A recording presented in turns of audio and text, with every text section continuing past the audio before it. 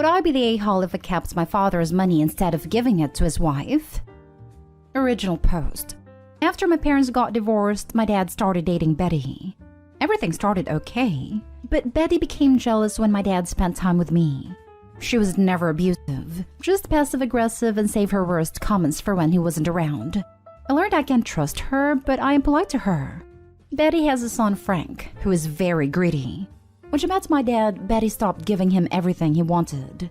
In 2009, he and my dad had an argument that ended with then 40-year-old Frank punching my then 70-year-old dad. My dad died a few months ago. The will was joint, so the estate goes to Betty, and once she dies, what's left will be divided between me, my brother Alan, and Frank.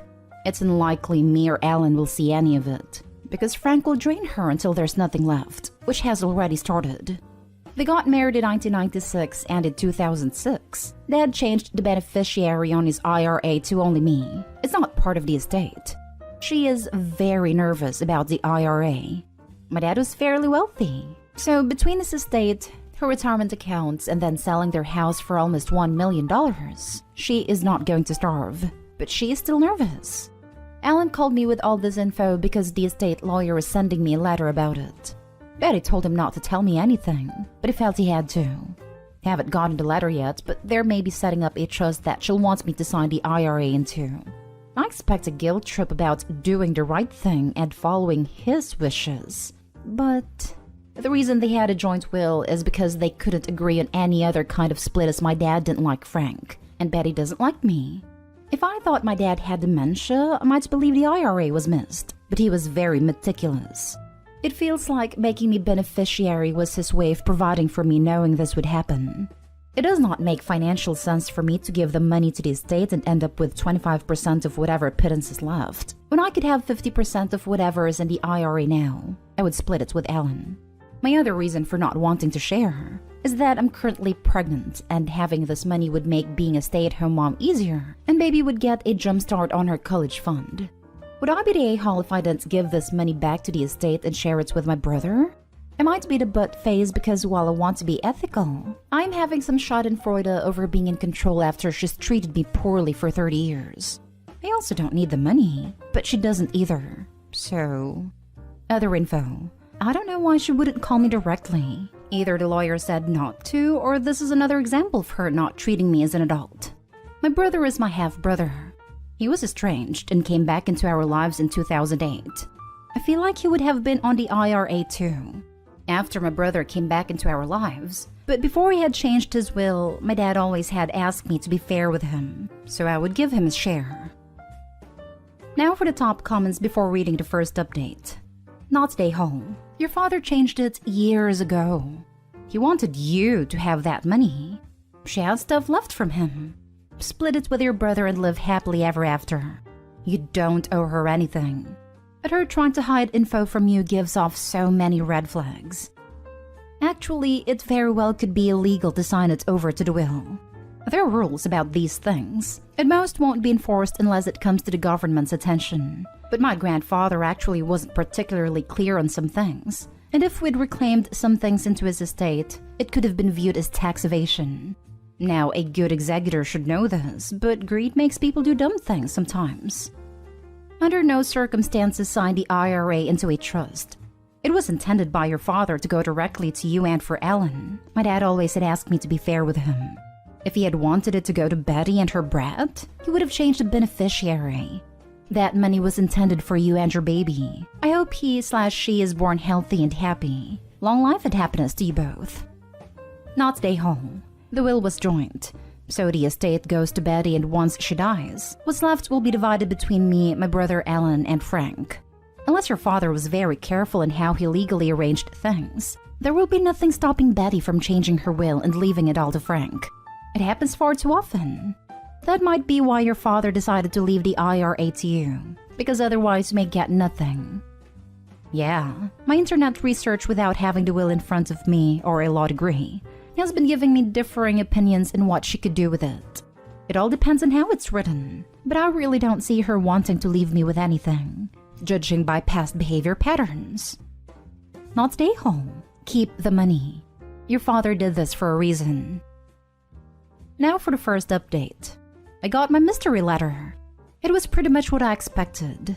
Basically, please give me the money because it's obvious that your dad thought this would be covered by the will. It demands for all the money to come to me, then filter down to you kids. Complete with a guilt-trippy paragraph about how they lived on their social security and withdrawing from their IRAs, and neither of them have a pension or other income. And I quote, "Only what we had saved over the years."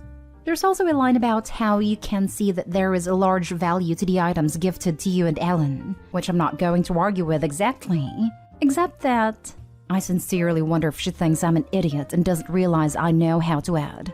She just sold their house for almost $1 million. Or that I don't know what the apartment in Italy is worth, about $350,000.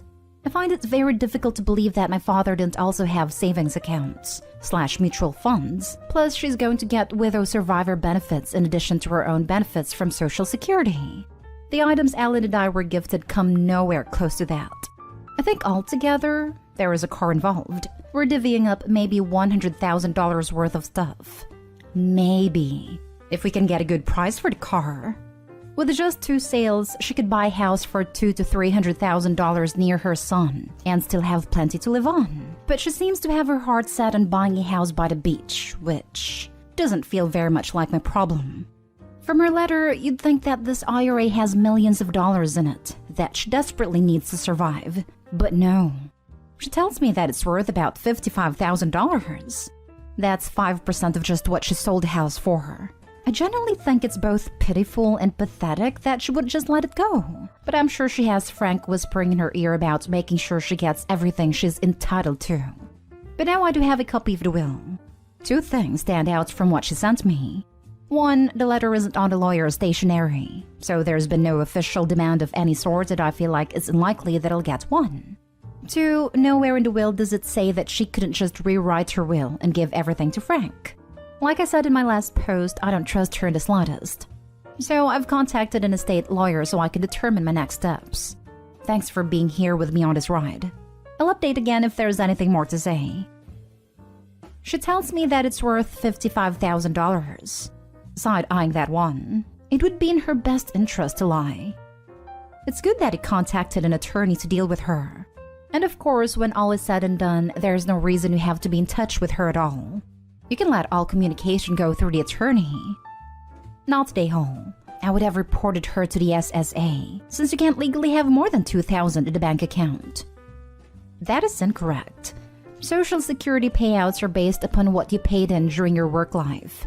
They are not need-based, they're not a form of welfare. It's completely irrelevant how much you have in the bank. You may be thinking of SSI, which is for disabled people and which is a needs-based thing. Thank you for being so sensible. I hate to see people get shafted in inheritance situations because they trust others to do the right thing later. Rarely does the right thing ever get done in the end. Now for the second update. There's not a whole lot to update on as for better or for worse. I haven't heard from my stepmother in months, but I suppose this is some sort of closure for people who care. About a week after I got the letter, she sent me a text message asking if I'd gotten the letter and if I'd made a decision. I said yes and no respectively. She hasn't contacted me since, so nothing since August. Since then, I've also had my baby 5 weeks early, so it's not like I have a lot of brain power to spend on her. I spoke with an estate attorney, and she confirmed that there's nothing legally my stepmother could do to get the IRA, so I was in the clear there. She also confirms that joint wills don't really exist anymore. So if my stepmother wanted to, she could just rewrite her will to exclude me, or me and Ellen, or whatever she wanted to do. This left me with the interesting problem of how do I get the money, considering I didn't know where it was. And I didn't really want to contact my stepmother and say, I am disinclined to acquiesce to your request, so tell me how to get my money, because I felt like that would open up to a can of, I'm not going to tell you until you agree to sign it over to me. Luckily for me, the lawyer I spoke to was also the son of an old Italian man like my father. It mentioned that these old Italian men tend to pick a bank and never change. So I googled around for investment firms until I saw a name that rang a bell and I went, aha! Long story short, the IRA is now in my name. Had to take a disbursement for this year and sent half to Ellen.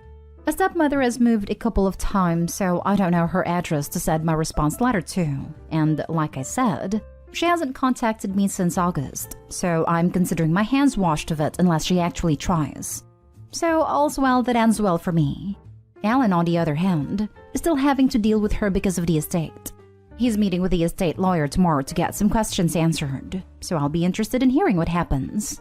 One of the things she had mentioned to him is that she needs a car that my father left to Alan and I, appraised because of something, is worth over $5 million. The estate, I'm guessing, because there's no way the car is worth this much. She says there are tax implications, which doesn't make sense to me. But if she's really dealing with a $5 million estate, it's super extra petty that she was coming after me for $55,000. Now for the comments before the last update. Glad to hear that at least the IRA is in the right hands, and congrats on your baby. Hope you're both happy and healthy. Thank you. We both are doing just fine. Despite her being early, there was no NICU stay or any complications for me. Congrats on the baby. The estate tax exemption is currently $11.7 million per person, though I've heard that it might drop back down to the $3 million range. When someone dies, the widowed spouse can transfer their exemption to the surviving spouse. In other words, while it never hurts to get an appraisal when someone passes, I doubt it would end up having any tax implications. Thank you. That's what I thought I remembered from when my mom died. So the car would have to be worth $5 million on top of $6.7 million she would already have for there to be any tax issues, if I'm understanding correctly. The car was worth somewhere between $35,000 to $50,000, so no, probably not going to make a difference. It's also weird that she's focused on how much the car is worth, as if it will make a difference, and not the vintage farm equipment he left me, which is also only worth maybe $5,000 tops. Because, like, if we're appraising things, shouldn't we appraise everything? I find it telling that she saved all her hatred for you and not your brother. I'd say it's because I didn't grow up with her. He's 20 years older than I am, but she's also misogynistic anyway. It's one of those things that I feel like I can't explain to people, because on its own it doesn't mean much, but she treats me markedly differently when I have a man than when I don't. If I don't, she acts like I'm a little better than a child. Oh, and when she was asking about if I had made a decision, she asked if I had talked to my husband about it. I told him and his response was, "Why would you talk to me about it? It's not my money." I also find it weird that presumably she'd think my husband would respond with, "Oh yeah, definitely give her the money." So glad to hear you got that sorted, and congrats on your baby. My husband and I went 3 years of legal drama dealing with his mother's greedy ex-husband, and it was a nightmare that ended with the children getting sweet FA for what was left to them by their parents. So consider yourself lucky it's over with. And now for the last update. I'm not sure if I'm making this post for me or for you guys, but at least this is a chronicle of the issue in case anyone asks me about it later. After my last update, there was silence for a while. Then my stepmother sent me a Christmas card with another letter inside it, but I'm sure that particular irony was lost on her. In it, she explained what she was going to use the money for health insurance payments, and once again acting like this money is what's keeping her from the brink of starvation. This letter, however, had a return address, so I did what any red-blooded millennial would do, and Googled it. One visit to the Country Deed website later confirmed for me that she has bought a beach house. Well, it's not on a beach. It's in a beach town, being purposefully vague here, for $745,000. She ended the letter by saying that she had talked to my cousin who told her that I saw the money as being able to continue my father's memory, and what she felt I should accept are books, photo albums, etc. because those are my father's memory, but that she'll discard them if she didn't hear from me by the end of the year because it just proves I'm all about the money and nothing else. I'm sure the irony of me being all about the money while offering to replace it with material things while really wanting me to give her money is also lost on her. Also, the attempting to sell me memories was a nice touch. As I finally had an address to respond to, I wrote what my BFF described as the most polite bridge burning ever and sent it off before her deadline. She called yesterday, which I did not answer. She left a message saying that she just received my letter that day. I know the USPS sucks right now, but almost 2 weeks for a letter? And to call her back so she could clear some things up. Her tone was very hostile, so I'm disinclined to call her back.